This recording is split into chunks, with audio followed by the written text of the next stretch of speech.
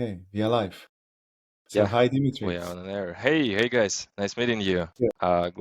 Glad you finally invited me. Yeah. Yeah, hello, welcome our show. We are really happy that you are with us. Yeah. Thank you guys, I And appreciate it. what we will do today, we will change a bit our typical structure. So I will not screw up any introduction anymore, hopefully, or at least not today. And we will ask Dima to do that. So if you could Yeah, introduce sure. yourself. So my name is Dmitriy Gumeniuk, Dima for short. This is a short version of my name, and I do live in US, New York area, for almost 3 years. Before that, I was located in Belarus, Minsk, and well, my name was known there in CIS region mostly because of the ReportPortal, because of our accelerators, and also the DELX conference, which is aimed for the DevOps and test automation. But as for my current position, I'm a director of technology solutions at EPM Systems, and I'm a part of this company for more than 17 years already. 17, just like it's almost a big boy in this company. Well, and my Oh, current role is actually to drive the portfolio of the accelerators in a title of like head of the testing products, with the main focus to kind of create the landscape, drive the portfolio, and create new accelerators, which helps us to drive the business. And at the same time, for the last 2 years, I'm mainly focusing on kind of business aspect of it. So kind of commoditize everything we have and trying to make money out of it. Because in most of the solutions we have is mainly focused on made for the open source, which means it's free and open source. There is no need to pay for it. You just go and use it. All the experience and all the knowledge we have, you can just like access through it. So that's me. Again, currently located in US. I did relocate 3 years ago, and this is a brand new greenfield for me. With all my experience back from Belarus, from European region, I just like shifted here in US and trying to multiply it with all the experience I have. man, it's That's it. really That's me. different to be in US. It's super different. You mean the market itself? I mean, to live in US, that if you compare with European, Oh, countries, it's it's it's very different. expensive. It's very expensive. It's just like super expensive country. And I would say in general, that was not the best time to relocate in US because of the inflation rate and the prices for everything just like skyrocketed. I mean, the place, the flat which I'm renting right now, increased in price almost 70% within the year. The like previously you can take a loan for the car just like for 2% annual rate. Now it's like 7, so you overpay for everything, and prices just go up, up, up, up. So that's super expensive place to live. But you Mhm. are But still there. well, It looks like that it's still. uh, you have to work a lot. I mean, like you have to work to build up your money to afford it. But hopefully, going for like I assume and I hope I have a bright future there. But you said that you need to work a lot. That do you have the time for some free time or some hobbies? That if you are, or you are still only working. Oh yeah, well, for sure we can have a time for the vacation, and it was just like as we spoke. Just back from the vacation, there was a little trip. There was a 4th of the July week when people just in US go outside, and I would say in US it's the 4th of the July. It's kind of the second New Year celebration. Mhm.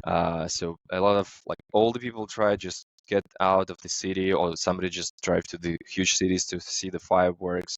All these events are happening, and we actually drive away from the city 6 hours to the north, just like closer to the Canada border, and in the north part of the Vermont state, which is super green, a lot of mountains, hikes, lakes. That was a super nice time to spend.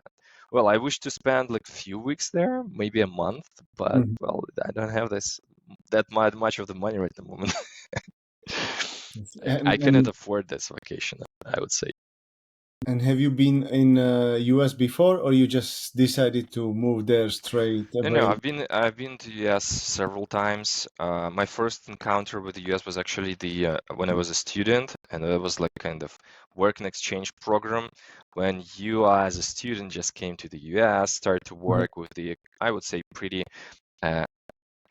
low-key handwork, and I was helping as a part of the in the restaurant. Then the 2 other months I was working as a helper within the hotel at the beachfront.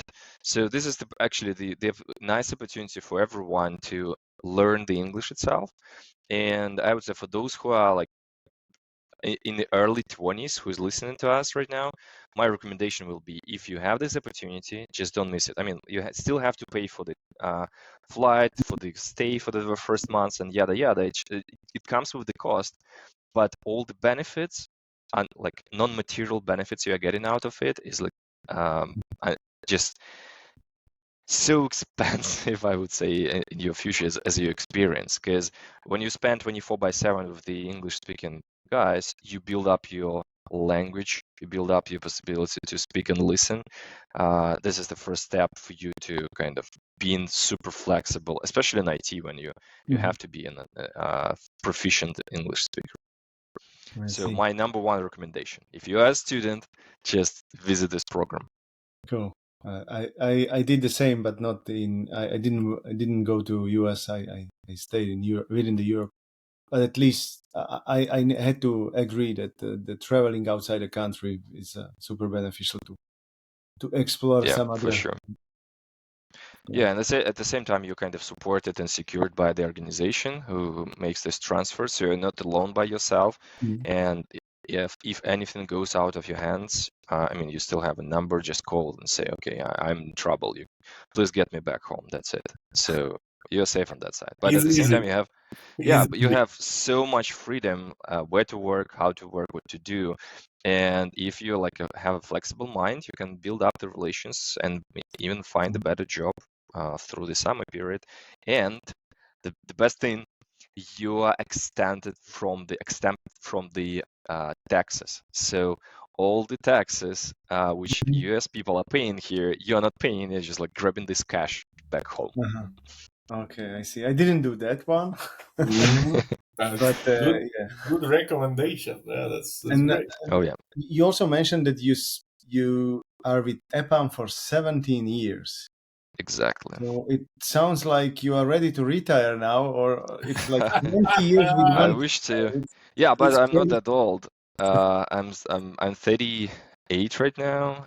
So I would say it's the best time of when you still have enough of the energy and the combination of all experience you have. So I assume that few more high jumps in my life will still happen.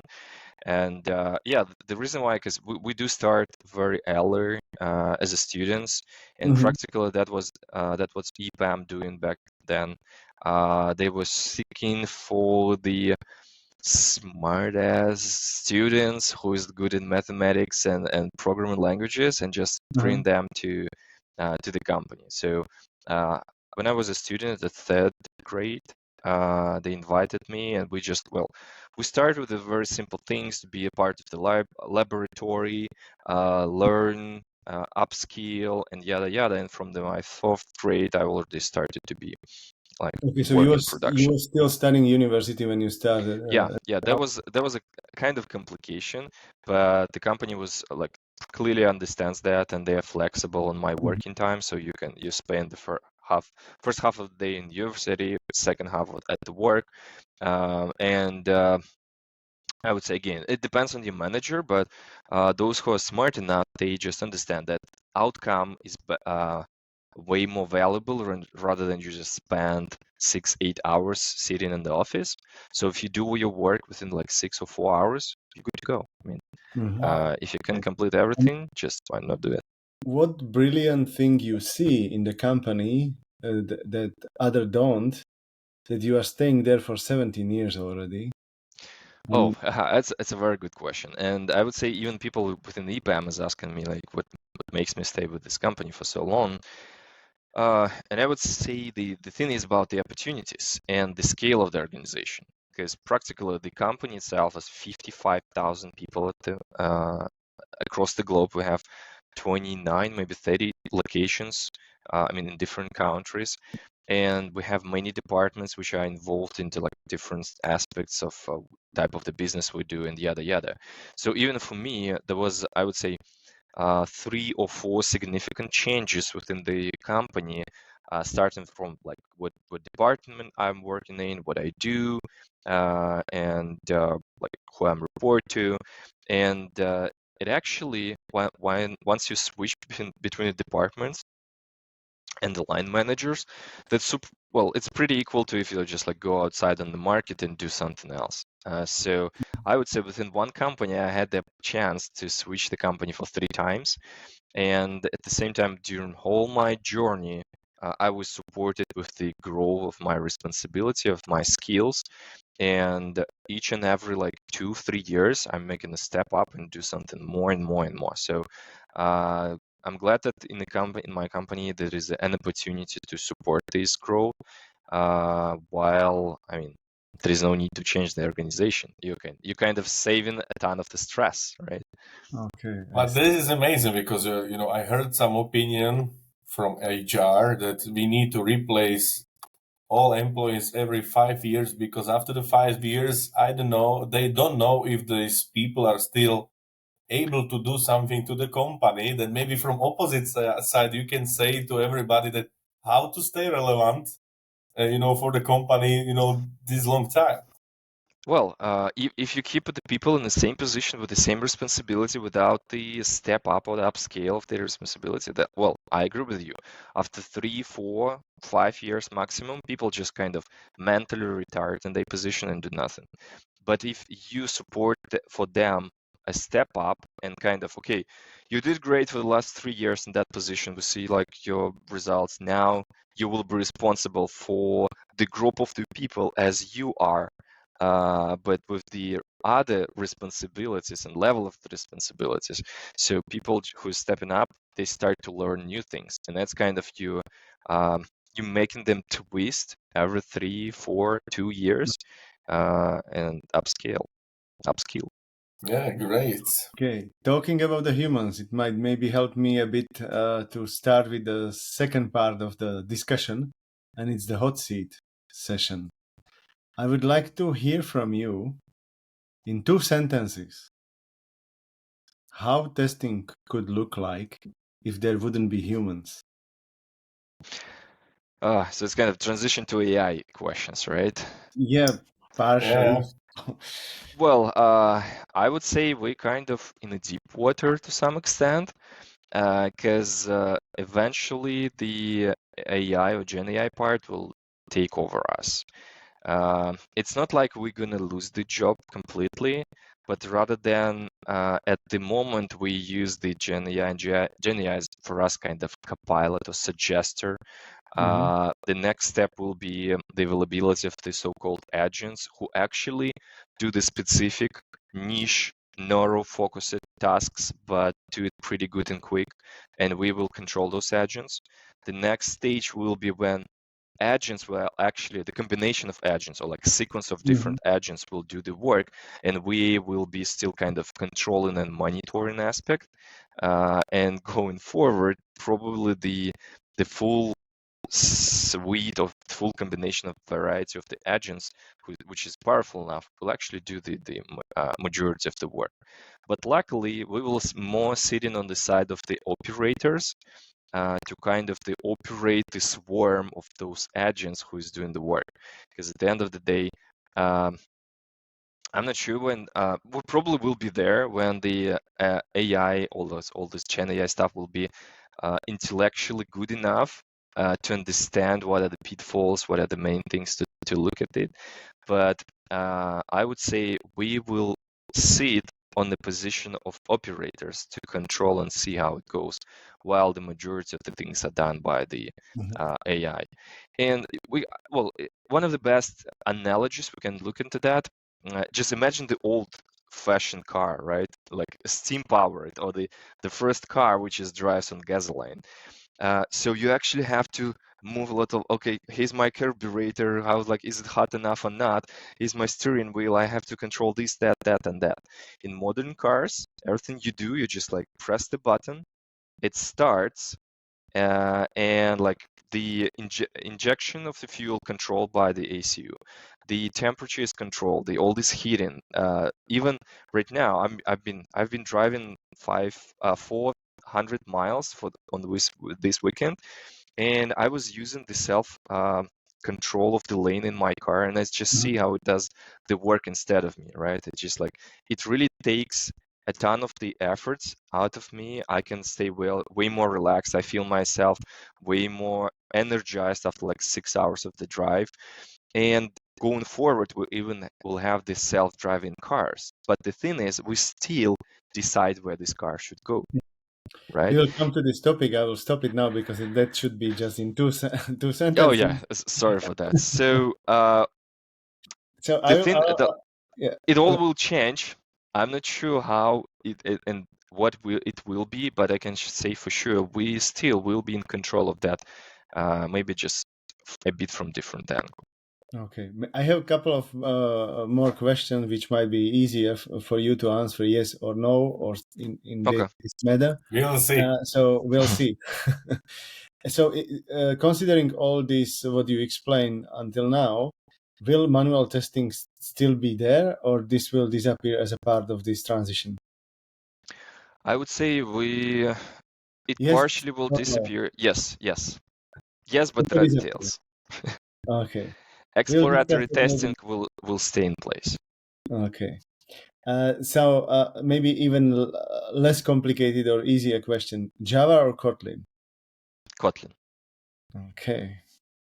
What are the top 3 competitors to ReportPortal? I would say Allure framework Uh-huh. is number 1. The second one, Extend Report, is number 2. And the thing is that other companies, I mean, ReportPortal is 11 years on the market. So other companies are just kind of copying the ideas from us. And that's like, to one extent, it's bad. I mean, why you guys don't invent something by your own? The other thing, you just realize that we create the direction, right? Like if other companies or products are copying the ideas from you, probably you're doing great, right? So everything you did is the right direction. So they realize that you are the leader and they decide to follow you.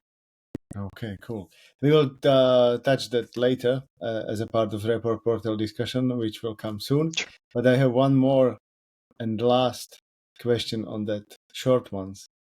What is the most stupid idea you saw in last 12 months on testing conferences or somewhere around you?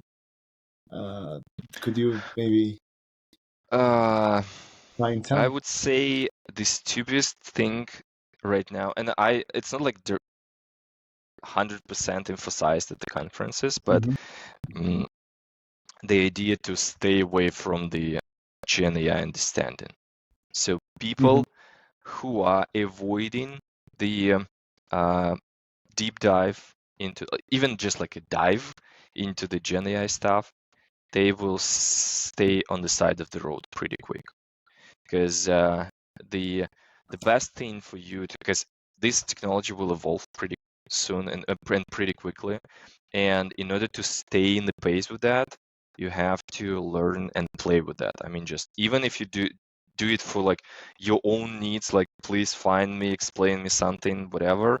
But if you play with the prompts and you understand how to prompt that technology, you're already kind of in the race. You're already in the game. So the stupidest idea I heard from people who are trying to kind of show us that nothing have changed and let's just like kind of stay away, and the Gen AI will disappear like the blockchain, whatever. No, it will have way more effect that the blockchain, NFTs, and anything like that on IT specialities. Nice. I expect this will be tough question for you, but this is very nice answer. I really like that. Really, really good. So let's move on, Juraj. Now we I agreed. guess that is the right time because we discuss or also we ask question regarding the report portal, but maybe some of our followers don't know, what does it mean report portal? What is the main idea? Can you maybe explain, like the detail. What is report portal for the testers? Is only for the testers? Well, we are mainly focused on the test automation, guys, and Report Portal is AI-powered test automation dashboard. So let's start like term by term. First of all, this is the dashboard.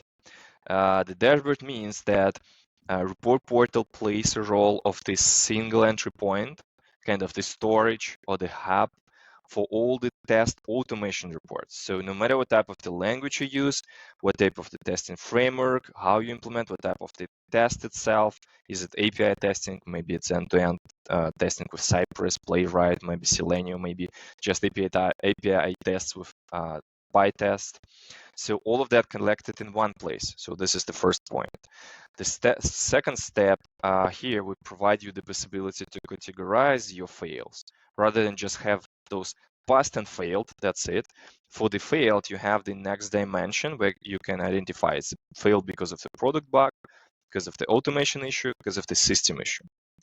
All that statistics actually comes to the dashboard because you can now visualize and prepare those reports which your manager is asking for in one click. So you kind of configure this dashboard and that will be updated in real time with each and every execution coming into the report portal. So you have kind of once configured, works forever, reports and results for your manager. Then AI powered. And under AI powered, we mean it's not something kind of modern Gen AI we added there, the chat which you can use to speak with your results. No. We actually use the old school ML algorithms, which is like here implemented for 7 years already in the report portal. And what it does, it actually trains on top of your data, on top of your analysis, which was made by your team for those categories of the fails. And then as soon as the new executions arrive, the ML will actually categorize those fails instead of you. So at the end of the story, you have a single place to collect all type of your test automation reports. The second stage, it will categorize either those product failures, system failures, automation, outdated test scripts. Then you have those visualizations and dashboards to kind of visualize this data for your manager and for your team. And then on top of that, we have the feature called quality gates, when you can create the feedback call back to your CI/CD pipeline by returning this go no go flag if it's good or not good to go for the next stage.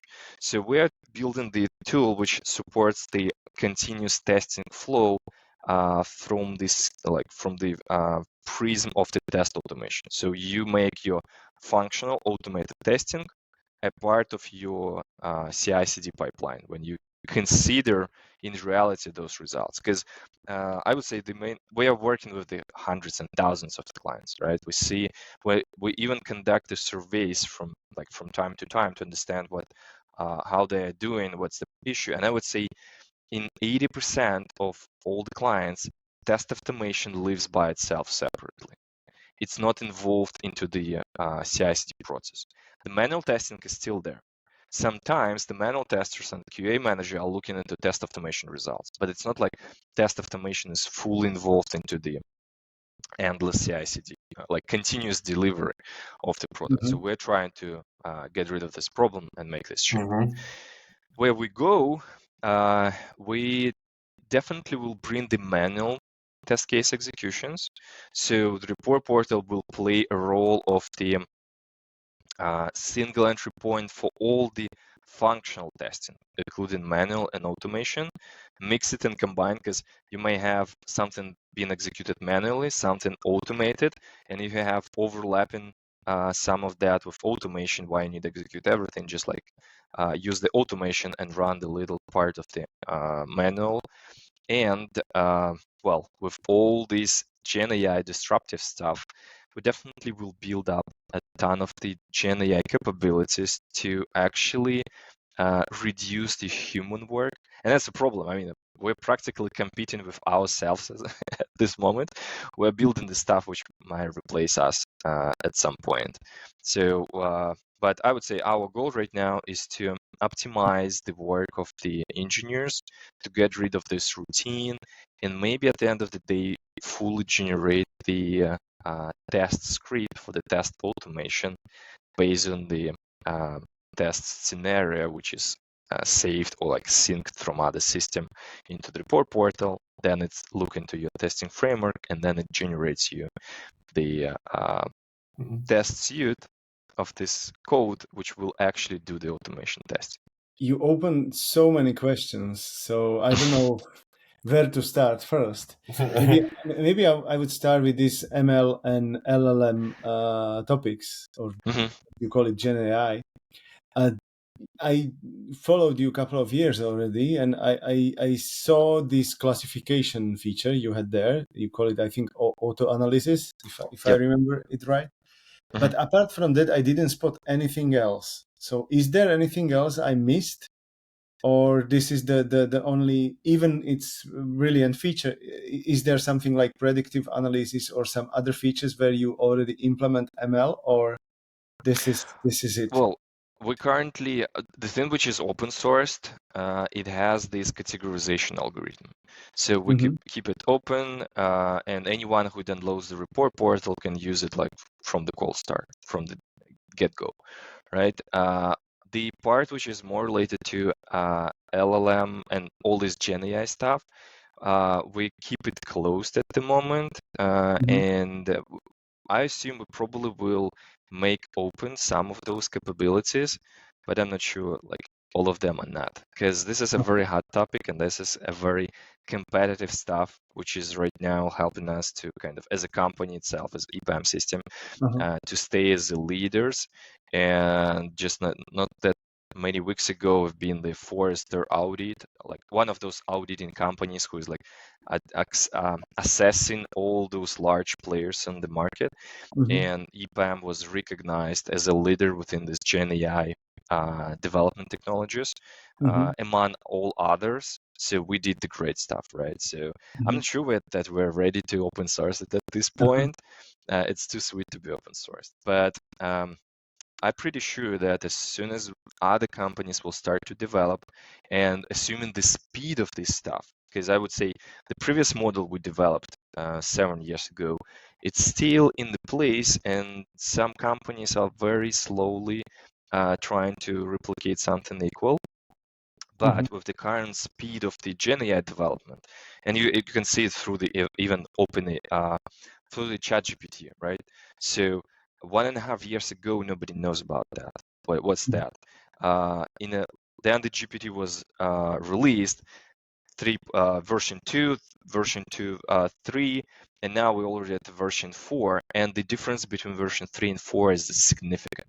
Just imagine we will have like GPT-5 in the 6 months or something, and the speed of this change is so quick that companies are not keeping up with that good enough, right, at this pace. But this aspect brings another thing, that maybe there is no need to kind of close and compete with the capabilities which tied it around GPT-3, because there is already GPT-4 in the market, and GPT-5 is coming. So probably this GPT-3, capabilities which build on that, we can make it open source. We can inspire the market to do something better and maybe share the ideas. So those ideas will help us to focus on 4 and 5. And this is the specific of this speed of the development, when companies are choosing, rather than just to close and make those capabilities appropriate, they choose to open source it, because there is no need to keep up with that. There is something new and way more powerful is coming. Okay, maybe we would like to go into more details of the features, but before that, I have some low-level question.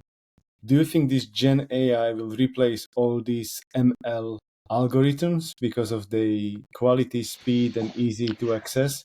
Or do you think we will still keep these ML features as an extra, something extra to live with? Well, I would say no. It will never completely replace anything. Gen AI, I would say it's currently in hype. Yeah, we should admit that. Maybe 60, maybe 40% of it's overhyped right now. As soon as the things will settle down, we still will see that some of those super niche and narrow machine learning models are working way better than the GPT and LLM stuff. The way how I look at the LLM is actually, you can compare it with the JPEG picture, like JPEG picture. So when you just zoom out and look at it at the big screen, you see, let's say, as an example, the picture of our planet, right? So everything is nice, super crisp, sharp, but as soon as you start to zoom in to individual country or a region pixel, you start to see those many pixels, and which means there is no much of the information within this picture. Same for LLM. It knows a lot about everything, so it can give you pretty nice reasoning of understanding of overall stuff. But as soon as you go into the super narrow niche, same as the in JPEG picture, you start to see so many pixels, and then this is the place where the models start to hallucinate, because it's just trying to, based on own understanding, try to give you the output. The thing for the ML model with the super niche models, they have strictly focused on something, and they are doing this stuff with like 100% of the output quality. And here comes the magic. If you combine the LLM itself, the GenAI, with the possibility to access those strict and narrow ML models, you can actually have a way better output as a result. So rather than just ask the GenAI to generate me everything to do all the work, you just say, okay, you as a model have access to the ML model which does that. I mean, like, recognize the pictures, or like recognize cats and dogs in the picture better than GenAI can do. Can analyze the text quicker and with a better result. Can do this, that. And you just explain to the model, okay, you as a GenAI have access to those stuff which do this, that, and that. You can utilize that for those and this analysis, and you provide the input into the GenAI stuff and say, okay, model, please do analysis on that stuff. Your goal is to do this and that. The output should be like this. And please create me step-by-step plan with the utilization of these models, strict models like neural models, if you need that, to give me the better output. And the thing is that if the GenAI just call these models to this super solid analysis, returns the 100% accuracy rate of the data, and utilize that for the reasoning, that's the way better output than we can imagine. So you can take a look at that as a human, right? Human probably can do all of that stuff, even replace the ML. But if you have the ML as a little helper, as an agent which is doing the specific type of the work, but then you grab the output of this work and consider it in the whole answer, then the output is way better. So I would say they will not disappear, but the combination of this stuff will give us a way better output. Okay, I'll now move back to the features we were discussing, and you said quality gates and manual scenario, which you could visualize, or manual testing results you could visualize. Right. These are all the like non-open source features, or? Well, for the GenAI stuff, yeah, it's not open sourced. We're doing this stuff internally for the clients only. We practically will make available few of those little features, but I would say it's to some extent it's pretty shallow, so it's not that deep in capabilities, and it do pretty obvious things. So like it reads your logs and can, instead of the regular machine learning, it just can predict you the reason of the fail. Sometimes it's good, sometimes it's not. It can give you the like set of the attributes for the test case. It can give you the description of why the test case is actually failing. It can give you the better name if you're not good in naming the test cases, and yada yada. I would say all of those little features are kind of pre-steps for building up the test case library itself, where we follow the idea when the test automation code is actually a documentation for these test cases. Because this is another issue we see across many clients when there is a huge disruption or like gap between actual test cases described somewhere and the automation script which does the thing. Because mainly developers, they update the test scripts, but they're not going somewhere in a test script library and update it, right? So with the documentation as a code approach, we can actually use the code as a main source of the truth and downstream this information into the test case library. It sounds a bit like you are turning this dashboard, because you said ReportPortal is dashboard, is into some test case management or test case. Well, yes. Platform. Yes, like test everything as a part of this the report portal. Yeah, and there is actually the reasoning, and we were trying to keep away from the test case management capabilities for a pretty long time. And I would say if you take a look into the report portal issues on the GitHub, which are mainly feature requests rather than issues, so starting from the first years of open sourcing, the number one request was like, please bring manual test case executions as a part of it. And we were trying to stay away because, well, it's practically stepping up onto the toes of large companies, X-Ray, Zephyr, TestRail, whatever. Like many of them are doing the test case management for many years. The problem for them and the benefit for us that most of those tools have very weak features and capabilities related to the test automation itself. So because they're mainly focused on the manual. Report Portal is fully built for the test automation, which is like gives you super solid capabilities in there. And the test case management, I would say, is a little extension on top of everything we do. And we logically, even through the test automation, the more we work with those results and trying to give you better insights and analysis, more and more we realize that we actually have to track these unique test cases through entire cycle of the test automation re-execution. So as soon as we know that this is a unique test case and how it behaves within this execution, within that environment, within this configuration of browser and operational system, we can give you more insights, which means that at the end of the day, we have to create this test library. If we have it, even just for the test automation, as soon as we have it, just add a little button like add new test case. Here's this steps. Here's like what's expected as output. Done. We have the test case management system in place.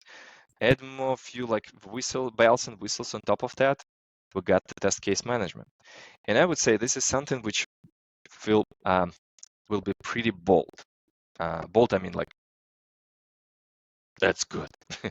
I mean, like, it's like how Americans say, it's like, it's a bold move. So the move is actually to make this thing fully open source. And the problem is there are no much of the tools on the market who is doing the test case management as an open source solution.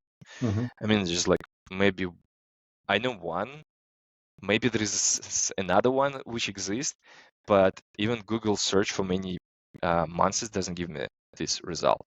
So what happened, all the test case management system available in the market, they actually became appropriate solutions. You have to pay for it, but there is nothing you can use for the little company of like 3 testers, 5 testers as an open source solution deployed on your premises and do the same. So with adding with these capabilities and making them open source, we're actually stepping into the field which is not currently, I mean, like, which is free to some extent, and there is no much of the competition. And with all this combination, and I would say the report portal is big at the moment, right? So in the last year, we detected 8 million of the users in 12 months who's using that. We detected more than 52 million of the test executions, not like test, but launch executions, regression executions done with us. 52 million. It's a lot. And just imagine all this crowd will be connected now with the manual test cases all together, and we should realize that the automation is still kind of 40% of the market, while the manual testing is still 60%. So that's true. By adding these capabilities, we just like triple our audience. Okay, that's really true. And regarding this, I have like you also mentioned that it's a dashboard. and is, for overall the results. And, we are also using ReportPortal in our company. I bring it because it's super cool. And, I have like one practical question. That's very often I'm receiving the question from my boss that, that we are using, that we are creating many projects, in a report portal. But if I would like to try to have some overall dashboard, it's not possible. Is there something? That's a very good question. Is something behind this why I'm not able to to prepare some overall dashboard or how to fix it? Yeah. Well, we actually right now team is doing the development of so-called feature organizations. So first of all, we will bring the container for the projects when you can organize the kind of suite of your projects into a single organization within the same instance of the report portal. And the next step will be actually to build up this portfolio view dashboard, which will be a dashboard on top of the organization when you can bring all these projects together. So yeah, we are working on this capability right now, and the main problem may be for you because we're considering to make it a billable feature. I mean, like paid feature. The reason why, because well, we have to keep up with the growth. I mean, it still will be way cheaper than TestRail or whatever the system you pay, right? Because the problem, I mean, we are kind of the victims of our own success because this huge amount of user base, clients, everyone we have so many questions, requests, features requested, blah, blah, blah. We have to keep up with the development. And we have to build the funding source for the team to actually keep up with the development. And here's it's a game of the open source. If you give everything for free and nobody pays you for that, at the end of the day, somebody should pay the salary for those guys, for those developers who is doing the work, right? And if they are not paid and compensated enough, they just will choose another job, right? So because we all have to pay our bills, we have to buy presents for our kids and yada yada. If nobody pays you for the open source and stuff, well, the open source solution will die. And again, I'm like 12 years into that, and I would say this is the only strategy will help to survive the open source solution. At the end of the day, they start to build up the paid capabilities. So, but I would step in here because I think this Sure. is an interesting topic about the paying features and how do you transfer it now there. So before that, maybe it would be interesting to understand how this happened, because we thought, or we saw you as a developer starting with the idea, then you start building that as an open source. So what was these first initial years? How did you how it was financed, or what was the initial idea, commercial idea behind? Did how you it was sell all service started? fee, or? And then I would be interested to come back to that what you was talking about. Let's start from the beginning. How it happened? And well, now you're the features. There was a time for me, then I was involved into the pretty large test automation project. And the thing is that, well,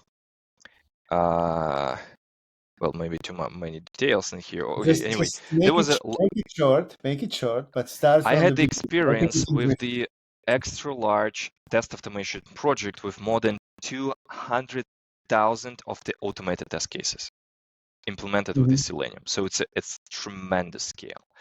And my goal, my plan, not like plan, my goal was actually to save the project from closing, because everything, I mean, like this amount of the test cases was failing, it was not testing anything, and I was the only one who technically kind of bring it back to life. I was struggling with the ideas how to collect and analyze all of that at scale. So at this moment when there was spin up in my head, I was contacted by and let's say I saved that project, and I was sitting kind of on the bench waiting for another hot deal to save, right? And the testing department reached me out and asked, okay, like we heard you have the ideas, something like that. We also have the ideas. Let's connect it. And this is, I would say, the bold move from the company, from EPM itself.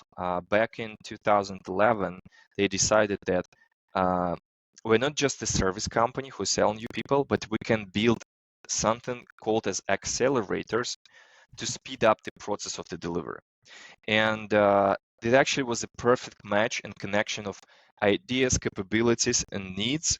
So we decided, okay, let's have like there was me, another guy called Andre, with the name Andre Verbio. We like sit together for 3 months and see what we can do. So that was kind of financed by the company, our 3 months to do something. We made the idea, we implemented the first, and I still have these screenshots of our first report portal. I was even sharing it That's back good in time. idea. We can use it as thumbnail for this video with some of your Oh photos. yeah. That's good idea. Okay. I'll drop you that. So we actually within 3 months we showed what we can build up, and then we went to the CTO of our company with the help and support of our testing competency center leader, and we actually pitched that idea and said what we can build. And he said, okay, now you have 6 more months for 2 of you to develop. So that was kind of, let's say, a second seed round within the company. So we started to develop the next capabilities. And after those 6 months, luckily, I was participating in our internal conference of EPM among like our users, our projects. So was internal kitchen.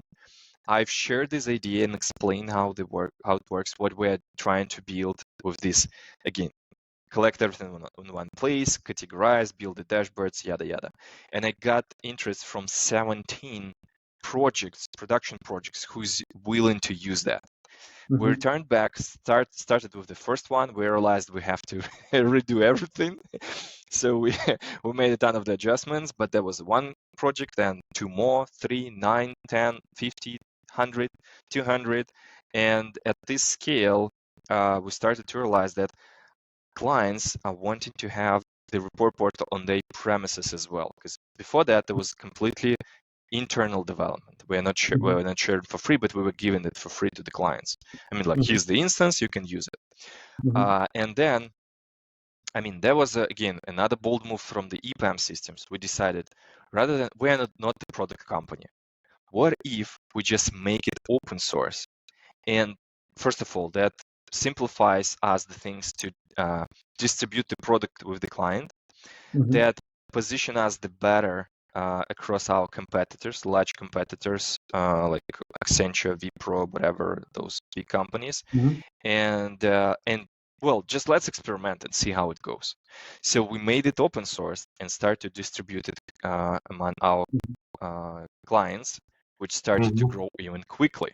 Okay. Then I would say we never invested a lot into the marketing unless my personal show up at the conferences and speak about that. But most of the distribution we get actually through the word of mouth. So when people share an experience to other people, and that's how it started to grow up. Companies and engineers who use that started to share, and all of these usages actually came through the kind of personal engineering distribution. So this is the numbers we've been able to achieve without the marketing spendings. Okay, and then what happened when you decided that you will commercialize some parts? What was the motivation? What was the point? That our GitHub is boiling with the questions request. Our Slack is like, we need this, that, and that.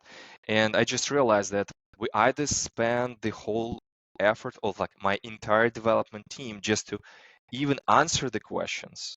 And yeah, that's a good shift. You're helping the community, you're helping people to do but you are investing your time into the free usage when nobody pays you for that at the end of the day. That was a good move for like helping to build up the community, but it's nothing kind of you cannot invest into the development of the features. There is no time to fix issues they are referring to and yada yada. So then we decided, okay, what is the most stable and livable self-supported strategy for the open source solution? And we tried first of all to sell the managed service, and we're still selling it for like, if you need our help, here's a dedicated time of our team. We will do whatever the magic you want with the report portal. and then we tried the SaaS. So practically, we deploy the instance of the report portal for you and sell you the access to the infrastructure when we support it. And this is like two ways we tried there. But then we still realize that even for those prices we are sharing as a SaaS, like offering as a SaaS, they are cheaper than you can have it on your premises. But there is a shift in mind. Like there is something in people's mind which very complicated to change. If they see that this is the open source solution, they think that everything comes for free. That we have to give them help and support for free. We'll answer their questions for free, and we will even implement features they want for free. So we think, okay, if you guys think like that, and we cannot do anything, and I was trying to change this thinking for the last 5 years, and it doesn't work. So we did now decide, okay, what if we just keep here's everything you have in the report portal already. It stay for free and will be free like for a lifetime, and then we just add those enterprise features, which are highly wanted by the large scale organization. So the idea, again, we keep everything free and open source for the small and mid-sized organizations. They can still run it and benefit from the report portal. But if you're the large organization and you need like kind of single sign-on connection, you need the CIM systems login, you need to kind of auditing access, you need to copy the data here, you need to group policy analysis, you need to blah, blah, blah, blah. So all that enterprise level stuff will come as a paid feature. And well, enterprise have the money to pay for it, right? But still, even comparing, this is my like favorite example. If I say for the test trail, if you start with like few engineers, you still pay like $2-3 per engineer, not a lot, right? But as soon as you step into the enterprise grade scale, you pay in hundreds of thousands a year for use of the test trail. So they have a huge jump over here. We will keep our features for free for the small organizations and just a little step up for those which are enterprise grade. And what is the strategy maybe now that, that you mentioned a couple of things that, that, for example, that if I'm the user who are using, Report Portal for free, that I can expect now that all the new feature will come only for the paid, versions? No, mainly enterprise features will come as a paid, but we'll still continue to develop the free version, because you already can start to see the changes appearing. With the latest version, if you go to the settings of the application, you will see completely new design. So we are rather than just like stop for the year, implement the new UI and bring it to you, we start to do the incremental change. With the next release, you will have this menu on the left side, which has a different design and view. So we start to bring the changes into UI, and those UI updates actually will bring the test case management into the place, because everything we did for the kind of change in the UI platform is actually in the favor of bringing up the manual test cases. And is this test management features enterprise feature or? No, it's going to be free. That's going to be free. As I said, for the enterprise, that's everything which is helping you to make Report Portal kind of a first-class resident of your enterprise setup.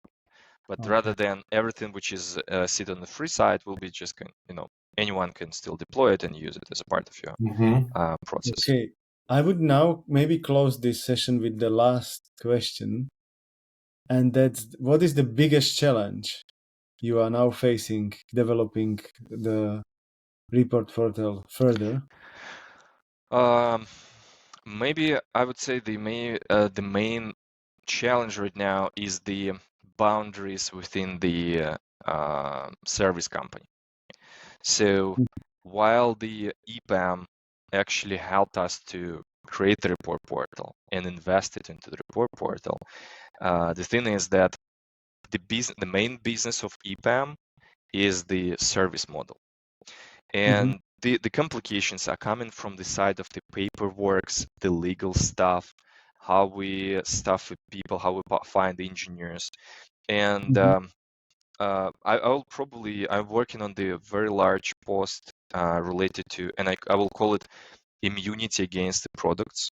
And this is the kind of to emphasize and describe the problem, how the large service organization, first of all, helping to build up those solutions, but at the same time, they become a glass ceiling for the products to keep up in growing. And this is not because of the kind of EPM is doing something bad. Not same happens in Accenture, same happens in Wipro, whatever. So this is the specific of that business, which is not helping the product initiatives to grow big enough. I was lucky to find the way around within the company. So we have the paperwork, we have everything to work, but there are still things which complicates us, like creates the impediments for us to grow quicker and do better. And this is probably something I have to address. And I had the same experience with my company. That's why we split the product and service part of the business, because Exactly. I was warned by some more experienced guys that this is something which is super important if you don't want to kill the product. Otherwise, yes, the will kill the smaller. Because to some extent, you start to fight rather than for the development, you start to fight rather for the survival aspect. No matter that you are at the same time doing the revenue, doing the money, right? So as I said, it's an immunity against the products, and it's relevant to every service company who's like giving the landscape for those products to appear. Okay, now we are almost at the end. Yeah, almost. More prepared, but that was super exciting and interesting discussion. So my pleasure. Let's move on to the last piece, and that's promotion or anything you would like to mention at the end of this show. Oh, well, first of all, I will start with the report portal. Just like open up our landing page at reportportal.io. And this is the place where you can start with even free usage of the report portal. Just go up, then load, install, and try what it is. We also have the demo instance ready. Just like click try demo session, and you will be redirected to the instance of the report portal to play with that.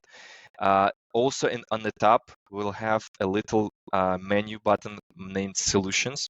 So if you click on that, you will see the list of the solutions in my portfolio. Some of them are also open sourced, as the Helenium, as the Drill4j. So this is something you also can benefit for free.